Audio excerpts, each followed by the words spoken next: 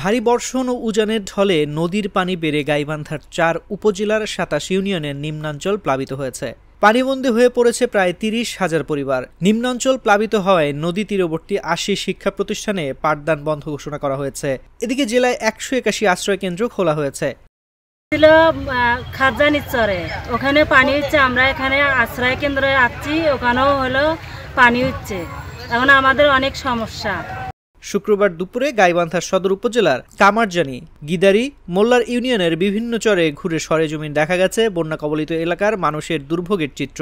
ব্রহ্মপুত্র ও যমুনা নদের তীরে চরাঞ্চলে নির্মিত ঘরবাড়ি ডুবে গেছে, অনেক টিনশেড ঘর বিধ্বস্ত হয়ে পড়েছে। অনেক নৌকায় করে ঘরের নিরাপদে জিনিসপত্র অন্যত্র সরিয়ে নিচ্ছেন এবং চারিপাশে পানি বন্দী হয়ে আছি। শাকসবজি, কাঁচামরিচ, করলা, পুঁইশাক ৩-৪ দিন আগে পানির নিচে তলিয়ে গেছে। জেলা প্রশাসন সূত্র জানায়, গাইবান্ধার ৪ উপজেলার ২৭ ইউনিয়নের নিম্নাঞ্চল প্লাবিত হয়েছে। এর মধ্যে গাইবান্ধার সদর উপজেলার ৫টি, সুন্দরগঞ্জের ৭টি, সাঘাটায় ৮টি ও ফুলছড়িতে ৭টি।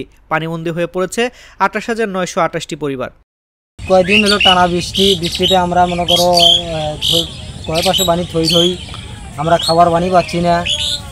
প্রায় মনে করো কিছুক্ষণ পর পর বৃষ্টি হয়, কোনো থাকার আশ্রয় নাই। আমরা এভাবে কেমনে থাকি। এর মধ্যে গাইবান্ধা সদর উপজেলায় ৩,৫১৮টি, সুন্দরগঞ্জে ৪,৭০০টি, সাদাঘাটায় ১৩,২৯০টি ও ফুলছড়িতে ৭,৪২০টি। বন্যা পরিস্থিতি মোকাবেলায় জেলায় ১৮১টি স্থায়ী ও অস্থায়ী আশ্রয়কেন্দ্র খোলা হয়েছে। এর মধ্যে গাইবান্ধা সদর উপজেলায় ২৪টি, সুন্দরগঞ্জে ৪৮টি, সাঘাটায় ৩৬টি এবং ফুলছড়িতে ২৩টি, সাদুল্লাপুরে ৩৩টি, পলাশবাড়িতে ৬টি ও গোবিন্দগঞ্জে ১১টি।